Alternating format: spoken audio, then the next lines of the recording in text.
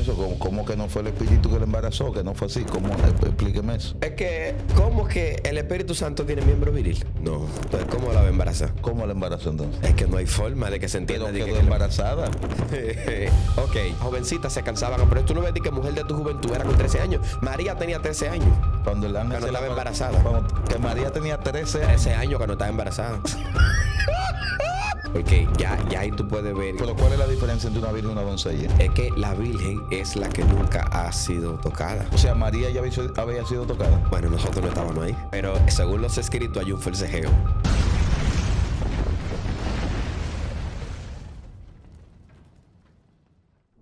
Dios te bendiga de una forma muy especial y muy gloriosa. Que la gracia del Eterno sea sobre ti hoy, mañana y siempre. Qué bendición estar con ustedes. Y una vez más, el pueblo lo pidió. Y aquí está con nosotros el maestro reverendo Rafael Germán. ¿Cómo está, amado? Es un placer estar por aquí en esta segunda entrega.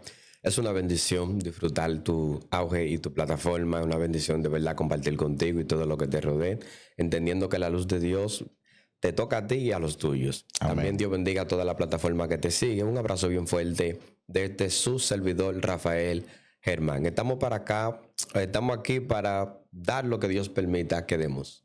Amén. Qué bendición saber eso. Hoy estaremos hablando un tema muy poderoso. El verbo se hizo carne. Prepare sus oídos para escucharlo como nunca lo había escuchado. Y quiero comenzar de introducción, como siempre. ¿Cómo que el verbo se hizo carne?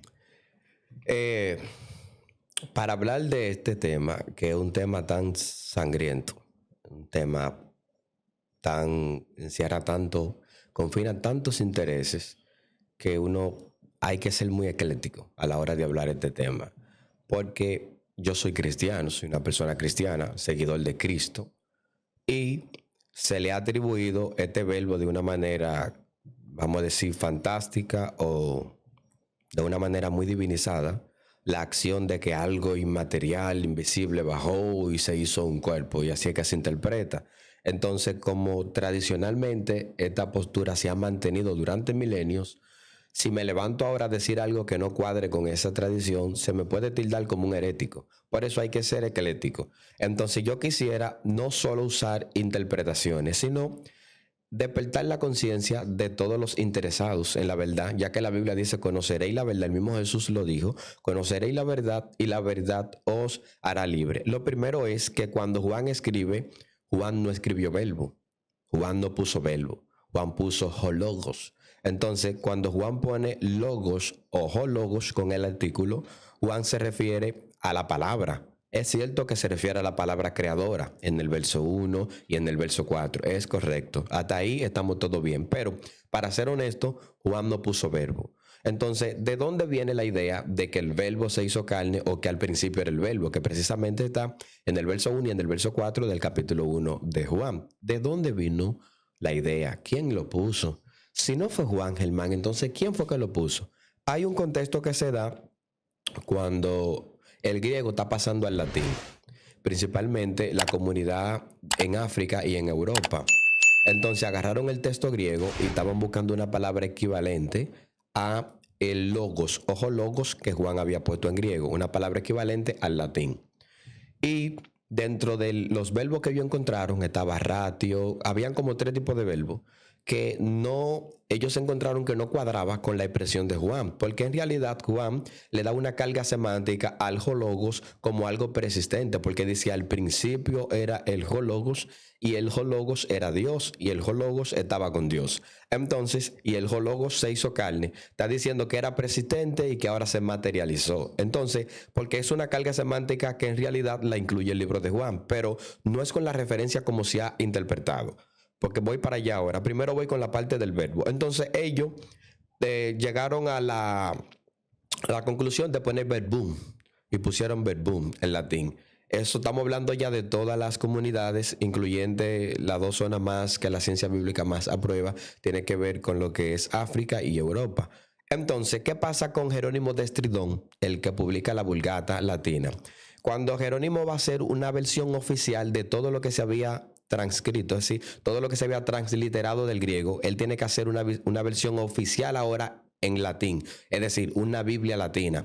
Tiene que recopilar todo esto. Él no quiso meterse en los debates que tenía Tertuliano, Jerónimo no quiso meterse en eso, entonces compila todas las ideas teológicas y pone el mismo verbum. Entonces ya sabemos que Erasmo Rotterdam, Cipriano Valera, Casiodoro de Reina, ellos vienen a transliterar durante el tiempo hasta tener el resultado de la Biblia Reina Valera que nosotros tenemos. Pero ¿de dónde partieron la traducción? Del verbum que se puso en la Vulgata, porque Jerónimo lo dejó así como se había entendido. Él no quiso meterse en debate. Entonces de ahí es que aparece el verbo. Ok, entonces ya sabemos que eso de verbo, el autor del libro de Juan no tenía la intención de ponerlo. Ya hasta ahí estamos claros. Eso de verbo fue una inserción posterior, no porque en los escritos de Juan haya estado colocado eso de verbo, verbum, nada de eso. Otro punto es, la palabra hologos, Juan aparece como 330 veces en el Nuevo Testamento. Y qué extraño es que de las 330 veces que aparece en el Nuevo Testamento, hologos se va a traducir solamente en 2 versículos como verbo.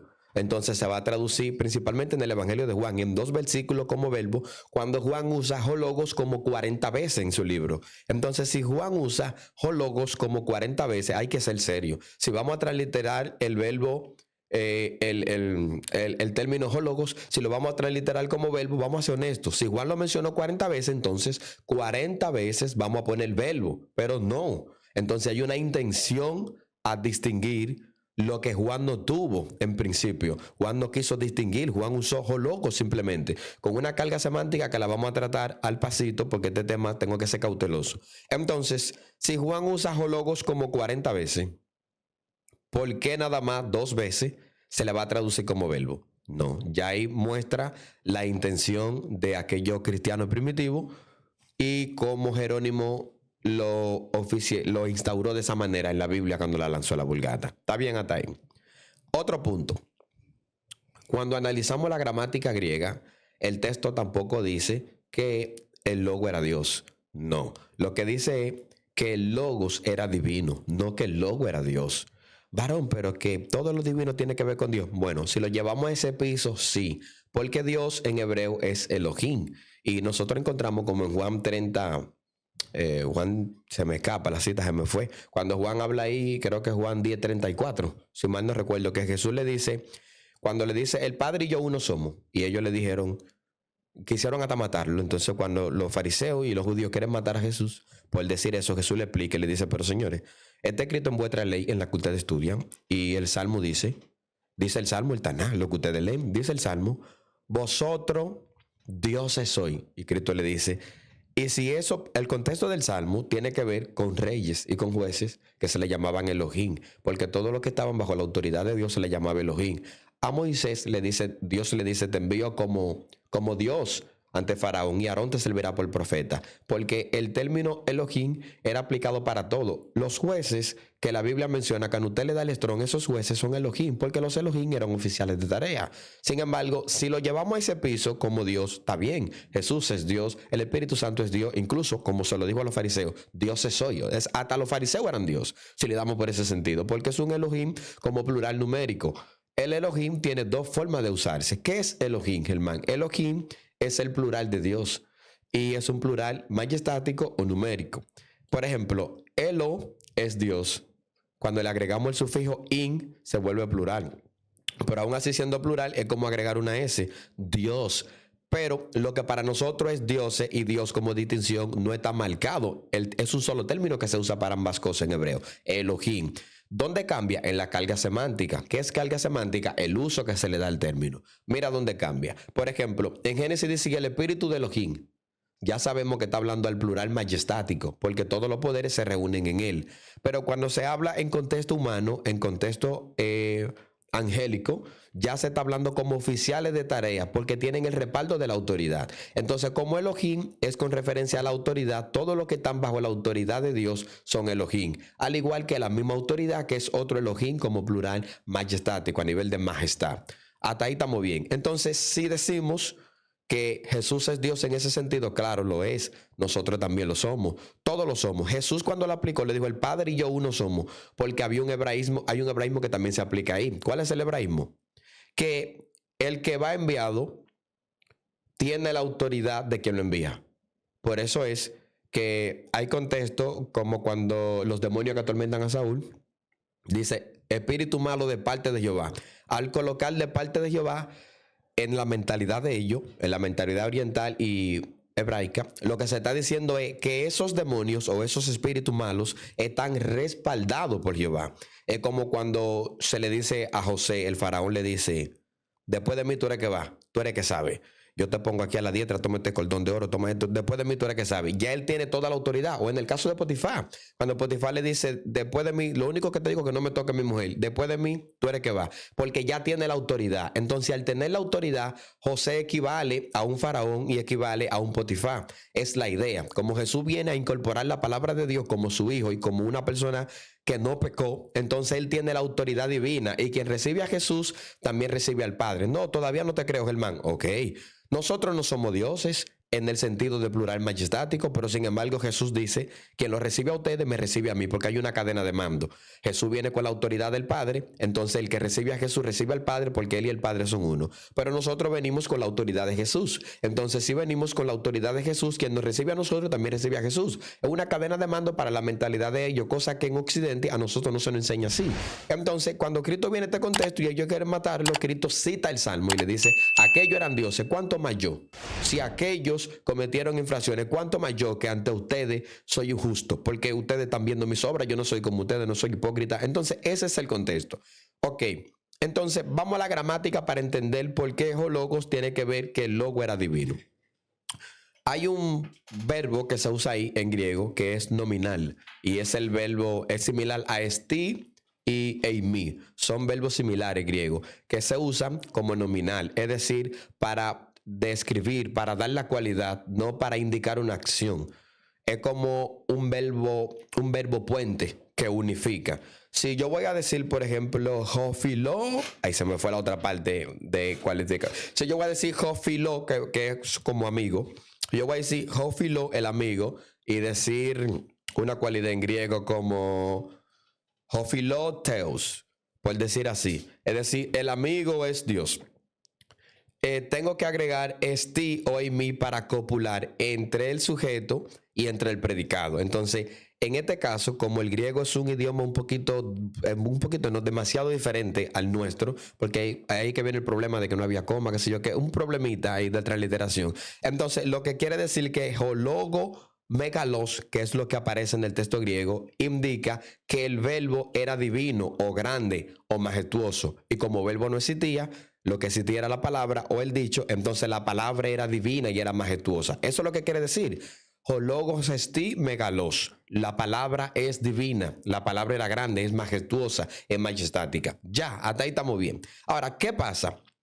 ¿Por qué Juan le da una carga persistente? Que esta es la parte nuclear del asunto. Aquí es donde quiero entrar.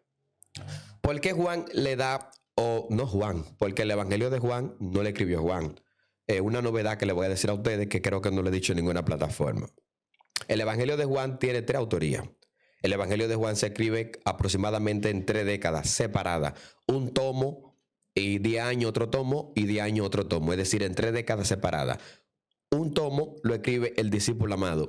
Un segundo tomo, el discípulo del discípulo amado. Y un tercer tomo lo escribe la comunidad juanina. Cuando la comunidad dice, nosotros damos testimonio, en Juan, cuando usted lo lee, que dice, nosotros damos testimonio, ese plural es de la comunidad que está redactando el último tomo de Juan. Entonces, eso para que comencemos. Entonces, ¿de dónde vino la idea del discípulo amado, el discípulo del discípulo amado o la comunidad? ¿Cuál fue la idea de colocar que la palabra era persistente? ¿De dónde viene esa idea? Hay que trasladarnos al contexto cultural cuando Israel sale del exilio. Israel dura 70 años en el exilio, sale de allá, tiene una influencia persa, tiene una influencia griega, pero luego tiene una influencia, ya cambia el idioma, se pierde el hebreo, entonces se está hablando un arameo. Cuando Yeshua llega a la tierra, lo que se hablaba era el arameo. Ahora, ¿qué pasa cuando entra el arameo? Que los judíos, para poder entender la Torá, como la Torá se leía, o el Tanaj se leía en hebreo, en la sinagoga principalmente, la que eran jerusalemitanas, los que estaban dentro de Jerusalén, hay un detalle. Y es que los que son de habla aramea no están entendiendo el hebreo. Entonces tienen que buscar un traductor o un intérprete que pudiera traducir. Y esas traducciones, para ellos memorizarla, tenían que repetirla mucho o anotarla. Entonces, cada vez que se citaba, se evocaba la mentalidad hebrea, la Biblia hebrea, y llegaba el traductor y lo decía en arameo, alguien iba copiando, anotando para poder tener esos escritos y aprendérselo. Y a eso lo que se le llama, la Biblia aramea se le llama Targum, que es una Biblia con paráfrasis, es decir, interpretaciones de la Biblia hebrea. Eso Targum no la aprobó la Mishnah, tampoco lo Talmud no la aprobaron, porque por problemita que voy a tocar ahora no quisieron agregarla. ¿Por qué? Porque en esos Targumín o Targúmenes, Targum, dentro de lo más destacado, por ejemplo, el de Jonathan, dentro de eso Targum se desarrolló algo que le llaman prosopopeya. ¿Y qué es la prosopopeya? La prosopopeya es es como personificar conceptos abstractos. Es decir, cosas que no son corpóreas, ideas que no tienen cuerpo, atribuirle un cuerpo. Y ahí es que llega en esa atmósfera prosopopeyana, es que llega la idea, por ejemplo, de este proverbio. El contexto de proverbio se me escapa el texto. Cuando dice que la sabiduría Jotma estaba en el principio y dice la sabiduría dice, Jehová me poseyó. Aquí se presenta como una mujer, Jehová me poseyó, una mujer desde el principio, el cual por medio de ella Dios hace toda la creación, por medio de ella Dios hace todo, ella estuvo allí cuando se formó los mares, ella estaba allí. Entonces esa personificación femenina que se le da a la Jotma, a la sabiduría, es como que si la sabiduría fuera una mujer presidente. Si vamos a leer literal el verbo de Juan, también habría que leer literal el texto de Proverbio. Si lo leemos los dos literal, llegamos a la conclusión, por esa manera de interpretar, de que Jesús tenía una hermana. Entonces Jesús tenía una hermana presidente. No te rías. Atención producción, atención país. Sí, tengo que... No te rías. Cojo un 10. La sabiduría es una mujer. Si vamos a creer que el verbo se hizo carne, hay que creer que la sabiduría también es una mujer presidente, prima hermana o hermana de Jesús. Pero la sabiduría no es un espíritu. Pero que se le está atribuyendo un cuerpo por la prosopopeya. Entonces la palabra es un espíritu también. ¿Cómo un espíritu se va a hacer carne? Es una atmósfera prosopopeyana. Por eso que estoy construyendo para que la gente sepa de dónde viene la idea. Entonces, ¿qué pasa con esos targúmenes que no se aprobaron? Porque alteraron tanto la paráfrasis, es decir, la manera de parafrasear el texto, que ya se veía como un adulterio. En Génesis agregaron y la palabra estaba, cosa que nosotros no tenemos. Cuando Dios se le aparece a Abraham y dice, y el verbo habló con Abraham, porque ellos construyeron eso. Entonces, eso viene en la época intertestamentaria. Entonces, cuando esto pasa, porque es que la gente lee la Biblia y no sabe, porque lo que la gente no sabe es que porque voy a tener que hablarlo, la gente no sabe que el Nuevo Testamento tiene que ver mucho con la literatura apócrifa. Entonces, si decimos que porque no es canónico no es válido, ¿por qué rayos el Nuevo Testamento tiene la mentalidad apócrifa y cita los libros apócrifos? Judas cita a Enoc, Pedro también, Pablo allá, que Adán, cuando dice Pablo que Satanás se disfraza como un ángel de luz, está evocando el libro de Adán y Eva, que también es apócrifo. O sea, el tártaro que Pedro menciona, que los ángeles también es apócrifo. ¿Existe un libro de Adán y Eva? Sí, existe un libro apócrifo.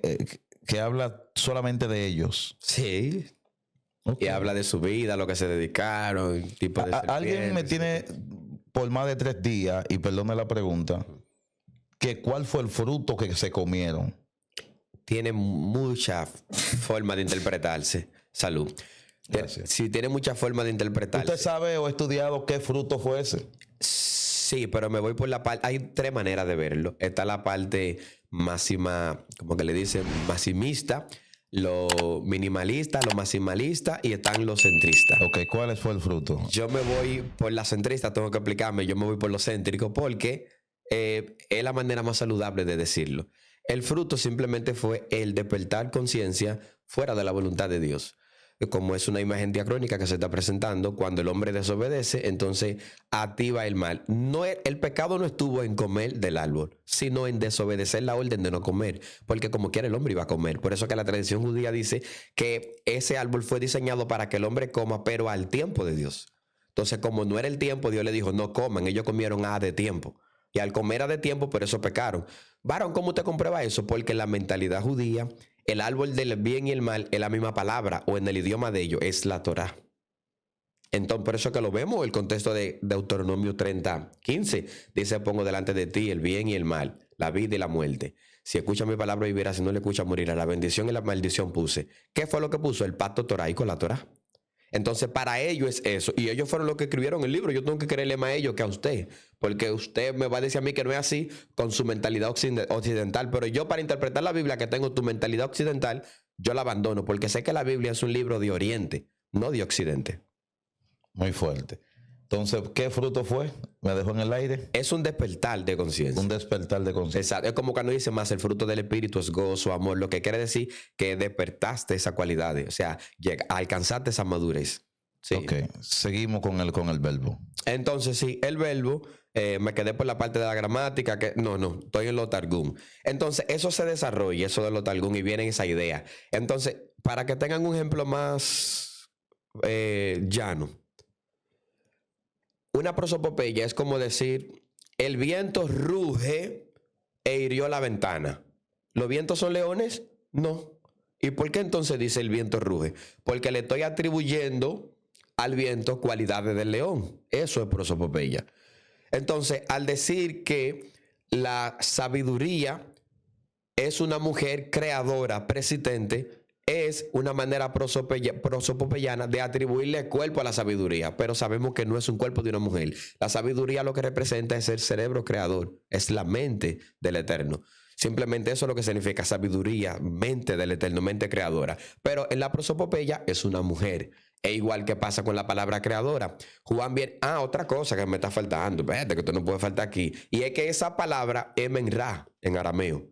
Y por eso es que los targúmenes o los targumín, el targum habla de la menra como una menra creadora que se hace cuerpo. Eso aparece en los libros apócrifos, eso aparece en el Talmud, en toda la literatura. Hay muchas referencias en los diferentes géneros de la literatura intertestamentaria que hablan de esa menra que se hace carne. Entonces, ¿es un accidente o es algo novedoso del escritor de Juan que se escribe en el 90 mencionar cosas que ya existían desde 2 siglos antes de Cristo hasta todavía todo ese tiempo transcurriendo de la era común? ¿Es una novedad de Juan independiente? No, es una literatura que ya existía y la comunidad de Juan está replicando lo que ya existía. Sin embargo, por eso es que Juan no pone verbo, pone menra, palabra creadora, lo que puso en griego como hologos. Entonces nosotros es que estamos creyendo más en Jerónimo de Tridón, en Tertuliano y en aquellos cristianos que pusieron verbo, y estamos diciendo que el verbo era persistente porque no entendemos la literatura prosopopeyana. Por eso es una prosopopeya.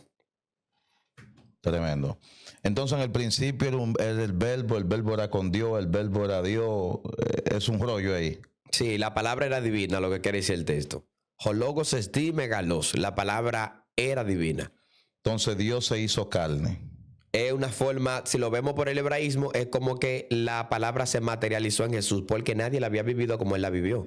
Entonces, al Jesús vivir la palabra, porque no pecó en nada, vivió la palabra. Entonces, teológicamente, Jesús incorpora la Torá. Ok, un punto aquí. ¿Cuál es el nuevo pacto? La ley en la mente y en el corazón. En el pacto que se conoce como Antiguo Pacto, Dios quería que la Torá abarcara todo, mente y corazón, pero eran tan tercos los hebreos y los judíos que terminaban siempre cometiendo idolatría, que esto, que lo otro, y un sinnúmero de problemas durante su trayecto histórico y nunca la cumplían. Por eso no alcanzaron la ley perfecta, que es lo que le llamamos gracia. Ojo, la gracia es ley perfecta. No hay gracias en ley, la gracia es ley perfecta. ¿Cuál es esa ley perfecta? La de la libertad.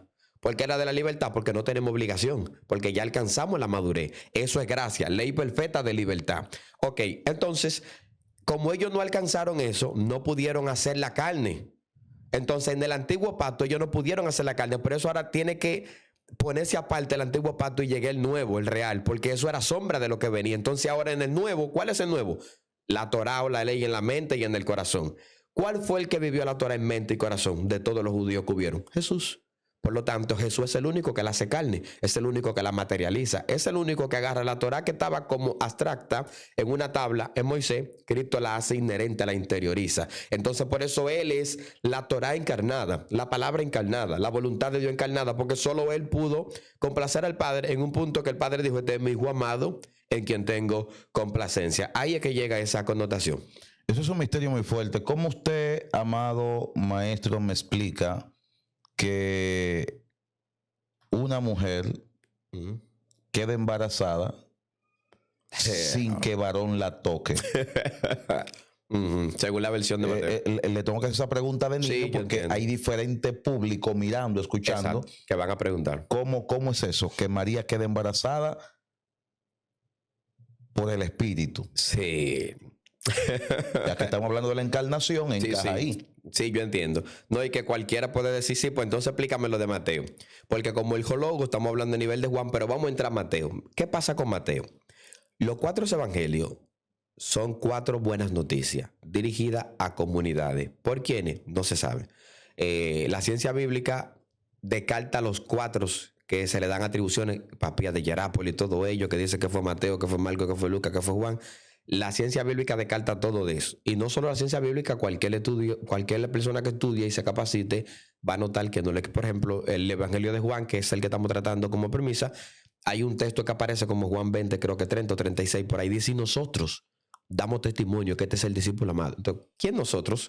La comunidad, porque es la comunidad que está escribiendo en ese momento. Entonces, es obvio que la comunidad está redactando ese tomo. Entonces, no podemos decir que hay una persona escribiendo. Ya hay un nosotros en plural. No sé si tú me estás agarrando. Entonces, con Mateo, la buena noticia de Mateo, un poquito complicada, porque Mateo, el tomo original, casi todos los tomos originales de los libros neotestamentarios no existen casi todos, pero por lo menos hay manuscritos antiguos que lo usamos para validar, como el Codex Vaticano, el Codex Sinaítico. Lucas, por ejemplo, tiene tiene mucho arraigo con lo que es el Codex Vaticano.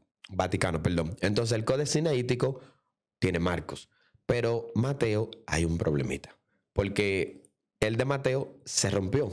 Entonces, lo que habían era trozos de los originales y muchas copias. Por eso que hay algunos que dicen que había un Shem Tov, un Mateo hebreo, pero eso no hay forma de demostrar eso. Eso construir en una arena, no hay una roca. ¿Qué pasa? Esos trozos, esos fragmentos de Mateo rotos llegan al siglo IV. Y en el siglo IV se mezclan con otros códices que ya son posteriores al Vaticano y al Sinaítico. Y ahí empieza a estructurarse el Evangelio de Mateo, se empieza a construir. Entonces, en el tiempo que se construye del todo el Evangelio de Mateo, ya habían ciertas mentalidades, como por ejemplo hay algo que le llaman la dogma de la muerte históricamente. ¿Y cuál es esa? La famosa Trinidad. Entonces el que no creía en eso lo mataban. Entonces por eso es que Erasmo Rotterdam bajo presión tuvo que incluir la coma juanina. De 3 son los que dan testimonio, por él lo había quitado, pero bajo presión tuvo que ponerla. Por la presión que había. Por eso le llamaban la dogma de la muerte. Entonces el Evangelio de Mateo viene influenciado con toda la mentalidad de que rodeaba el periodo de su estructura, el periodo de su construcción. El Mateo trae eso. Entonces hay un dato muy curioso, y es que Roma se adueñó del Evangelio en el siglo IV. En el siglo IV. Exacto. Entonces en el siglo IV sale el Evangelio de Mateo incrustado en el Nuevo Testamento. Se termina de instaurar todo lo que se construyó de Mateo en el Nuevo Testamento. Entonces, suena un poquito interesante analizar. No se lleve de mí, yo nada más quiero ponerlo acá que ustedes analicen. No estoy haciendo ninguna hipótesis para que ustedes no me vean como un herético. ¿Cuál es la premisa que tienen los católicos apostólicos romanos? ¿Cuál es su premisa? Divino niño Jesús, María, la madre de Dios. Bueno, la oración lo dice María, madre de Dios. Entonces, cuando uno le pregunta y uno le dice, ¿y por qué ustedes le llaman Dios a María? Si María no es la que salva, el que salve es Jesús.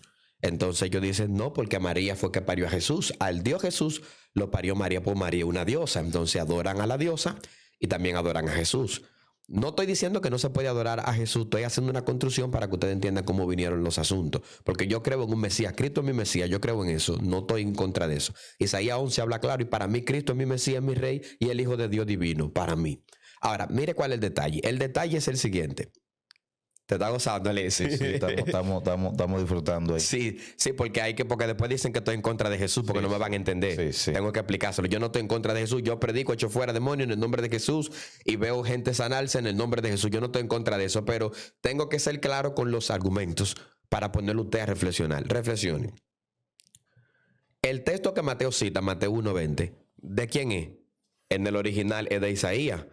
Entonces, Isaías, ¿qué dice? Isaías 7:14 habla de un Immanuel que se ha traducido Dios con nosotros. Y suena parecido, pero tiene un chin de agua, porque no eso es lo que quiere decir. Immanuel significa con nosotros está Dios. ¿Es lo mismo, Germán? No. Suena como lo mismo, pero hay un poquito de levadura, porque el con nosotros está Dios aplica con el contexto, por lo cual se le dijo la señal a Acaz cuando estaba en el acueducto, que Isaías se lo dice. Sin embargo, Immanuel, Dios con nosotros, como que tambalea un poquito más. Entonces no es lo mismo decir con nosotros está Dios que Dios con nosotros, como que ya ahí va cambiando la frase. ¿Cuál es la diferencia? Que Dios, con nosotros está Dios. Porque con nosotros está Dios se confina más en el momento que se dijo. Entonces, Emmanuel, Dios con nosotros es como más diacrónico, como que vuela más a otro tipo de contexto. No sé si tú me agarras. Con nosotros está Dios es como más firme al presente. Ya. Y esa era la señal. Entonces era Immanuel. Immanuel. Emmanuel. En la construcción, exacto. Immanuel, exacto, la construcción. Immanuel, que es Dios. Immanuel, Dios está con nosotros. Entonces, cuando esto pasa, ¿cuál es el contexto? El contexto es que Acaz ve la coalición Ciro-Efraimita, la guerra que se le va al mar, Acaz, y él está turbado en el acueducto. ¿Qué hago? Entonces viene Isaías y le dice: aquí la Virgen concebirá. No es virgen. Estoy usando virgen por lo que Mateo dice. Porque Que no es virgen. No, ahí no dice virgen. ¿Cómo que dice? Ahí dice alma.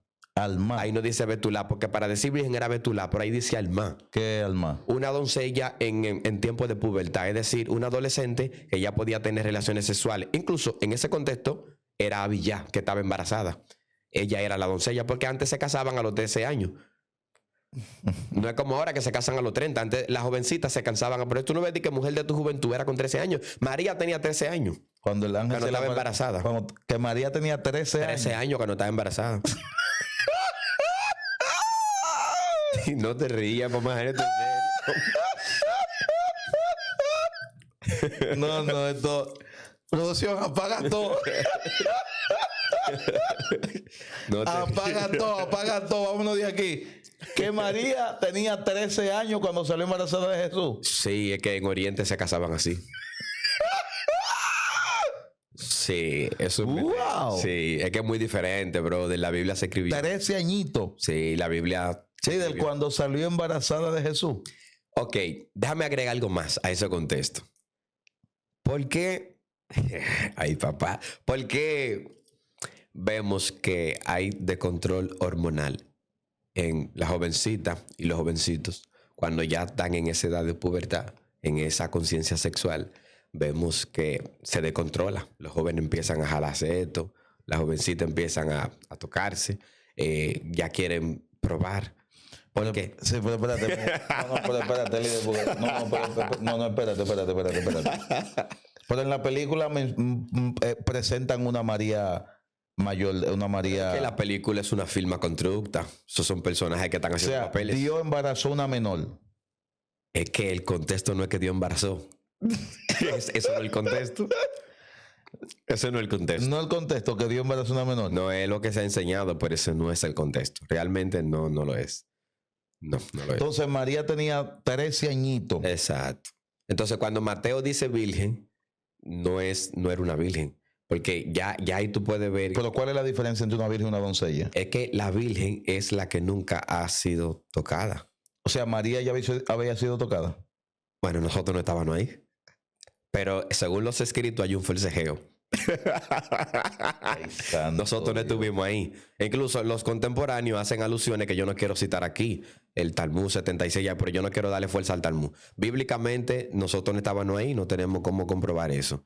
Ahora, lo que sí se ve, el forcejeo teológico en el libro de Mateo. En verdad tiene mucha construcción el libro de Mateo. Y hay que ser honestos porque son verdades, no podemos obviarlas. Eso no podemos obviar. Ahora, y también vemos el forcejeo porque la misma cita que él está tomando no dice virgen, dice alma. O sea, dice una joven en pubertad, que en el contexto de Isaías original era Abiyá que estaba embarazada y le dice: aquí concebirá y dará luz. ¿Cuál era la señal? Que iba a parir en 3 años, porque en 3 años precisamente se iba a cumplir la profecía que se le estaba dando de cómo Dios iba a exterminar la coalición que había Ciro-Efraimita contra Acaz. Ese es el contexto. Entonces tenemos que ser serios con las interpretaciones bíblicas.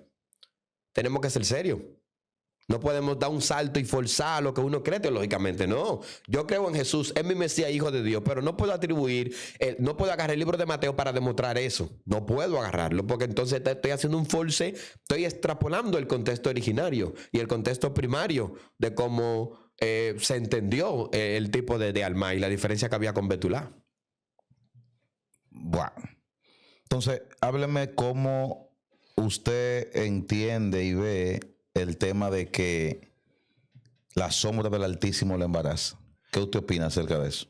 Es como la manera de poder argumentar la idea teológica en el siglo que se construye en Mateo, para poder presentar lo que ellos quieren presentar y lo que quieren hacer entender. Entonces ponen que la sombra vino. Y fíjate que esa sombra es tan concatena tanta con la coma juanina, que la coma juanina lo que leen se van a dar cuenta, porque hay gente que no sabe en Juan 3:16 y quizás no van a entender lo que es una coma juanina, pero la coma juanina es la famosa que aparece como en 1 de Juan 5:8, que dice 3 son los que dan testimonio, que eso se sabe que Erasmo tuvo que saltar alguna cosita. Entonces concatena mucho porque dice que Cristo vino mediante agua, y cuando dice mediante agua, que usted le da el strong y analiza, esa mediante agua es como una nube lluviosa, es decir, una nube lluviosa, que es precisamente el paralelismo de la sombra del Altísimo, una nube, una sombra lloviendo que embaraza a María. Es la construcción, porque lo mismo que influyó con 1 de Juan 5:8 para allá, por la cita, no recuerdo, no sé si estoy fallando, lo mismo que influyó con la coma juanina es lo mismo que influye con Mateo, que es la misma dogma trinitaria.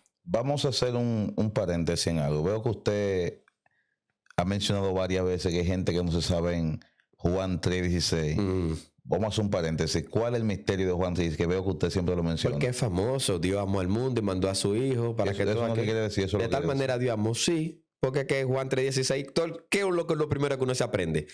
Me convertí porque Dios mandó a su hijo al mundo para que me salve. ¿Cuál es la cita? Juan 3:16. De tal manera amó Dios al mundo que mandó a su hijo. Entonces, si hay evangélicos que no se saben Juan 3:16, quiere decir que no leen la Biblia.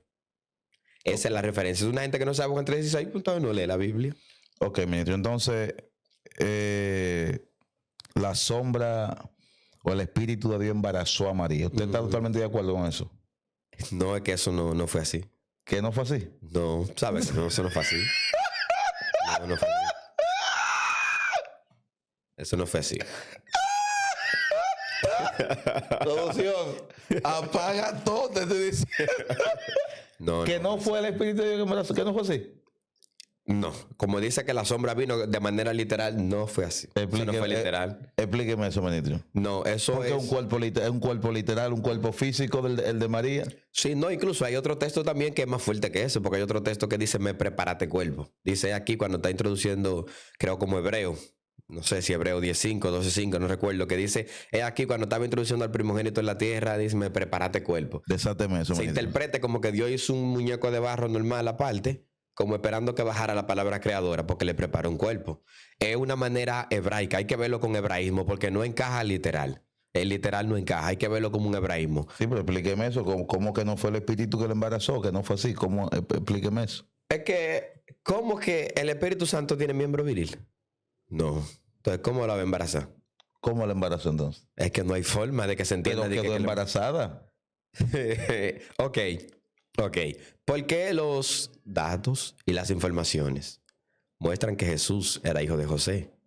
Incluso hay uno ahí en la Biblia que dice hijo de José como según se creía. Y está en la Biblia. ¿Por qué?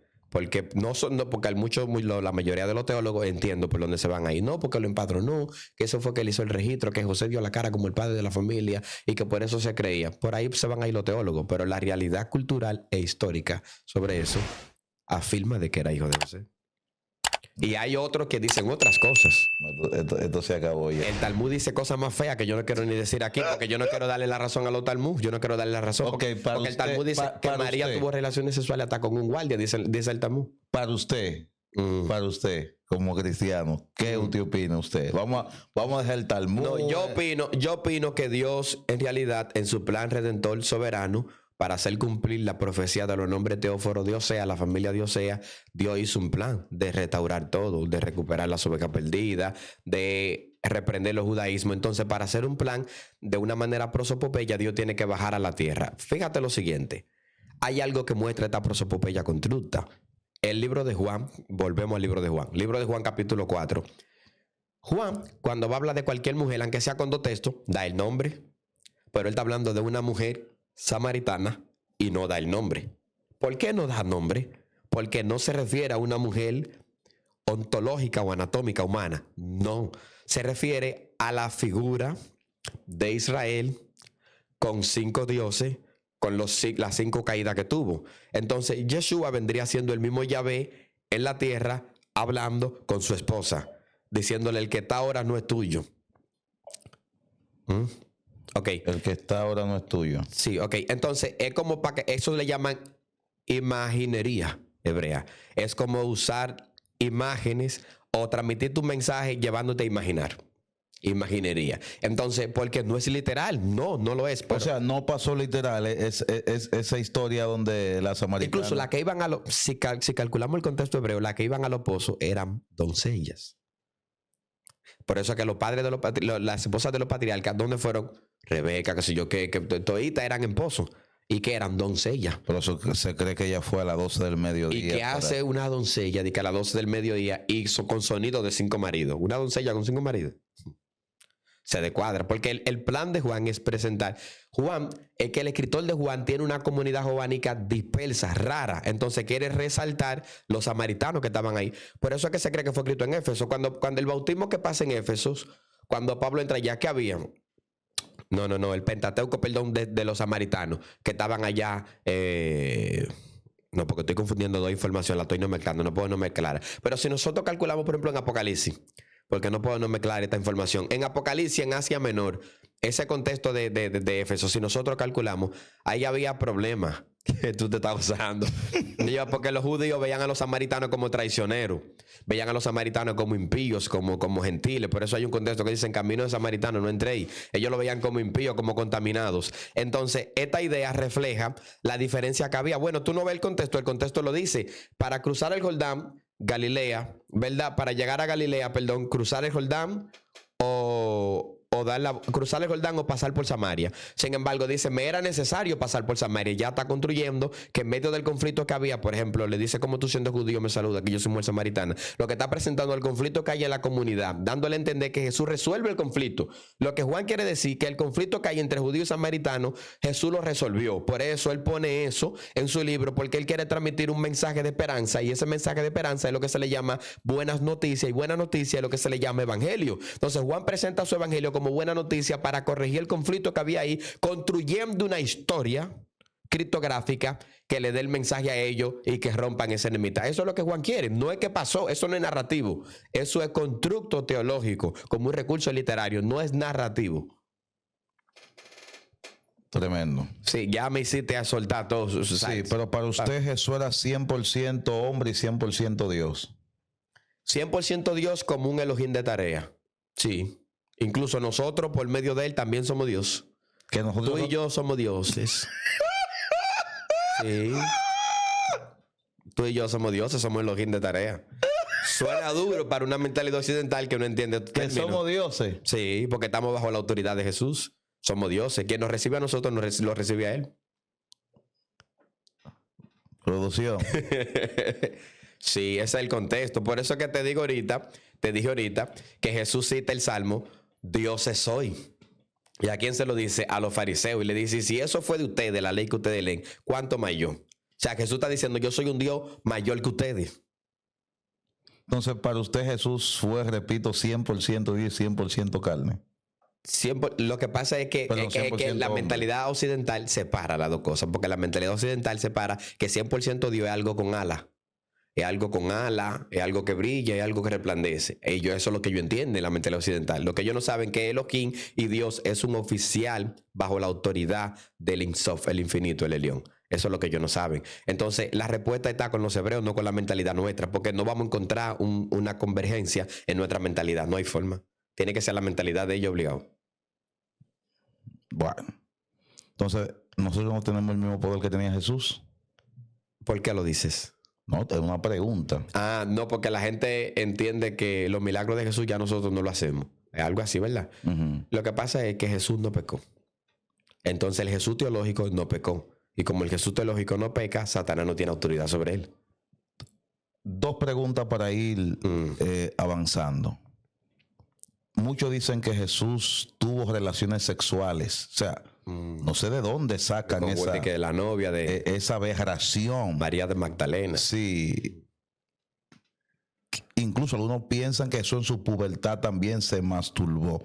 Entonces son cosas que me da hasta miedo a mí mencionar. Sí, y es un poquito... Eso a mí me da miedo y temblor. Sí, hay que ser respetuoso. Pero no sé cómo hay gente que tiene la gallardía de decir que Jesús estuvo con María Magdalena. ¿Qué usted opina acerca de esto? No, yo creo que pudiera sonar un poquito aberrante eso, porque no creo que un cristiano debería de tomar eso así como a la ligera. Tú sabes que teológicamente se ha demostrado que Jesús no pecó. Entonces, si nosotros somos cristianos, no podemos usar ese tipo de conclusión. No podemos llegarle, aunque otros opinen y digan, creo que hay que mantenerse como cristiano y no usar ese tipo de A veces lenguaje. el anhelo de buscar view, ministro, No, es que para mí es una falta de respeto. se convierte peligroso. Yo me convertí creyendo en Jesús y moriré creyendo en Él, ¿entiendes? Para mí Jesús es mi Mesías y es hijo de Dios. Entonces, expresarme así de Él, pues, yo lo veo como algo muy fuera de serie. No tengo palabras para decir cómo se ve, eso es horrible. Ok, para culminar, quiero preguntarle, ¿quién es Jesús para usted? Jesús es mi Mesías, mi libertador. Es el que trajo la Torá de gracia. La Torá gratuita, sin obligaciones, la ley de la libertad, sin dogma. No hay que estar oponiéndome un yugo, presión, enseñanza bajo dogma, como dice Efesios 2:15. Cristo rompió esa enemistad de esas enseñanzas que se enseñaban como dogma. Enseñanza ahí, usted le da al griego, al strong, y es dogma. Usted lo puede revisar luego. Entonces, todo lo que se enseña como un dogma, Cristo lo quitó de mí. El yugo que yo tenía pesado, Cristo me lo quitó. Cristo me dio un yugo fácil y una carga ligera. Me dio la gracia, me perdonó. Yo no tengo por qué sentirme atado por ningún tipo de religión, ni gente que me quieran obligar y que la barba es malo. Que tomé esa locura. Entonces, no. Cristo me libertó, yo soy libre. ¿En un tiempo lo viviste? Que la barba era del diablo y todo. Sí, porque recuérdate que uno viene de abajo y uno viene de los rabas. Incluso eso, los Golden antes de ser famosos y todo eso, yo caminaba con ellos un tiempo y hacía lío por lo Ponía batola también. Llegué a usarla, sí. Una batolita. Yo todavía tengo una guardada por ahí. Una negra tengo guardada todavía. Sí, entonces, ¿qué te digo? Pero Dios me abrió los ojos porque nosotros los que somos de luz, la luz no alcanza, Alexi. Yo, en esos tiempos que hacía lío, yo meditaba y digo, pero es que hay cosas feas porque los cristianos se sacudían. Yo daba el golpe y el machetazo. Una vez le di a uno en una actividad, que eso fue una concentración en Jaina, había muchísima gente en Jaina, y lo golpeé. Y después de que me sacudo y le doy directo, denunciándolo directo, todo el mundo sacudió y los demonios cayendo. Y yo sabía que lo que estaba haciendo era personal contra él, y aún así como que era la unción respaldó, porque Dios le dijo a Moisés, háblale a la peña. Y Moisés la golpeó, y como que era la peña botó agua. Porque ya hay una autoridad. Cuando Dios te llama, ya hay un diseño. Entonces, ese diseño es peligroso, porque cuando tú lo usas fuera de la voluntad de Dios, ves resultado, y tú crees que el resultado es una aprobación, y no lo es. Entonces, yo fui meditando y digo, ¿cómo si la Biblia dice, la regla de oro es, lo que tú no quieras que te hagan a ti, no se lo haga al otro? Digo, sí, yo no quiero que me hagan eso a mí, porque yo... Entonces fui despertando conciencia hasta que abrí los ojos y después me fui y cuando me metí en la Biblia fue que me di cuenta que ni la joya es pecado, como yo decía, ni la barba es pecado, porque yo atacaba todo eso. Para mí una mujer con arete era el mismo diablo. Yo veo una mujer con arete, digo, me salió el diablo. Y llegó Anaísa. Era así que yo lo veía. Pero ya conociendo las escrituras, veo que no es como se enseña. Incluso Dios es el dueño del oro y la plata. El arca del pacto se hizo con joya. Se decoró con oro por dentro y por fuera con joya. La ropa, el pectoral de los sacerdotes también fue con esa joya, con esos zarcillos que ellos se quitaron. Entonces, de alguna manera u otra, si con el oro se construye un becerro, también se construye ropa sacerdotales y el arca del pacto, donde habita la presencia. El problema no es tener el oro, sino el corazón que se incline. Si se inclina al bien, está correcto. Si se inclina al mal, entonces sí hay que quitárselo. Sería bueno en la próxima visita suya que hablemos... La joya, mira, producción haciendo que sí, la joya es pecado, los aretes son pecado. Profundizar ahí en su próxima visita muy fuerte, porque hay gente que creen que una cadena porque tengo una cadena es del diablo, esto es del diablo. Cuando el diablo ni siquiera existía en esos tiempos. Como yo puedo tener una cadenita de oro, ministro. No es pecado que tú la uses. No es pecado. Yo no puedo decir que es pecado que tú la uses. Ahora sí, porque como te digo, el pecado vendría cuando el corazón se inclina. Hay gente que lo usan para demostrar que ellos quizás tienen dinero o lujo. Entonces, las hijas de Sión tenían prenda y tenían todo. No había problema hasta que se sublevaron. O sea, el tema es cuando yo lo hago con otra intención. Cuando te atrapa la vanidad, Dios te guarde. Si es que me gusta, no hay problema. Me gusta y si tu corazón no se inclina al mal, tú usando las cadenas, no hay pecado. Lo que pasa es que la mayoría que usan cadenas siempre se inclinan a algo. quiero exhibir esto que yo tengo, quiero llamar la atención de fulana para que vea. Siempre hay una inclinación. Entonces ya es su propia conciencia que lo juzgaría, porque bíblicamente no puedo decir que porque una persona tenga una cadena está en pecado. No tengo forma. Todo depende a dónde se inclina el corazón. El corazón, exacto, Ya. el corazón. No, me la pongo porque me gusta y ya. Ahí no hay problema. Pero ya cuando yo quiero... Yo por lo menos no uso nada de eso. Ok. Yo por lo menos. Y el anillo de graduación, pienso usarlo. Solamente el anillo de Yo graduación. me voy a poner un bling bling, ministro. De lo que tiene 50 Cent. Un bling bling ahí. Y con un asunto que diga CCD. Medallón. CCD. Muy fuerte. Ministro, gracias por estar con nosotros. Gracias por venir. Y quiero que usted, mirando su cámara, haga una oración. Santo sea Jesús. Por todo lo que nos están mirando. Dios eterno, Padre bueno. Dios infinito e Insof, Eloa. Te exaltamos, te glorificamos, te damos gloria. Hemos, Padre, impartido esta charla esperando que sea de bendición para toda la audiencia. Si alguien no comprende, ayúdale. Envía esas ramificaciones que llegan de tu séptulo divino, de esos rúas. Envía el de entendimiento y de sabiduría para que ellos puedan comprender, Señor, lo que se ha dicho y que por lo menos se dediquen a investigar antes de hacer una apologética o empiecen a refutar. Bendícenos a todos. Permite, Señor, que esas vidas que están atadas salgan de esa esclavitud. Alcánzale con la gracia de tu Hijo Yeshua, que ellos puedan ser alcanzados con este evangelio, que puedan arrepentirse, reconocer su pecado y alcanzar la salvación redentora que está registrada, Padre, como la sangre de tu Hijo derramada en la cruz del Calvario. En el nombre de Jesús. Amén y amén. ¿Cuál es su número de teléfono y cómo pueden seguirlo en sus redes? Mire su cámara y... Más 1-809-658-3070, Rafael Germán. Tenemos un canalcito nuevo que tenemos por ahí de estudio llamado La Verdad Siempre Reina, que también lo pueden seguir, que lo creé prácticamente para esto. También, bueno, había hablado con el muchacho y le dije que no sabía cuál de los dos iba a subir primero, no sé, pero por si acaso lo sube antes. También hay un taller que viene, el nuevo taller que viene ahora, con el tema del matrimonio, los demonios, esos de infierno, que los atavíos, todas esas cosas. Hay como 8 temas especiales que vamos a impartir. Si está interesado en aprender, también puede escribir, que estamos dando esos talleres a nivel académico, es decir, no son teologías dogmáticas que se enseñan en la mayoría de las iglesias, no, es preparaciones universitarias, académicas. Así que ya ustedes saben. Qué bendición, qué bendición. Señores, seguimos dando lo mejor para ustedes, así que repetimos, todo el que quiera apoyar esta plataforma, ahí está la forma de hacerlo en pantalla para seguir llevando este mensaje a miles de personas, que esto se mantenga en el aire. Esto es una emisora, esto es un estudio, esto es una plataforma cristiana y contamos con su apoyo. Así que ya en pantalla está la forma cómo apoyar para que esta plataforma siga adelante. Bendecimos la vida del ministro empresario Adoli García, que siempre está conectado con nosotros, a él, a su familia y todos los que le pertenecen. Estos días el hombre va a llevar la palabra a Dubái, estará ministrando un fuerte mensaje dubaleño, se llamaría dubaleño. No sabría, pero no sabría, ¿no? Como los dominicanos, a los que son de aquí, los dominicanos, a los dubareños, la gente de Dubái, ya. Así que gracias a todos, que la gracia de Dios le cubra y le guarde, en el nombre de Jesús.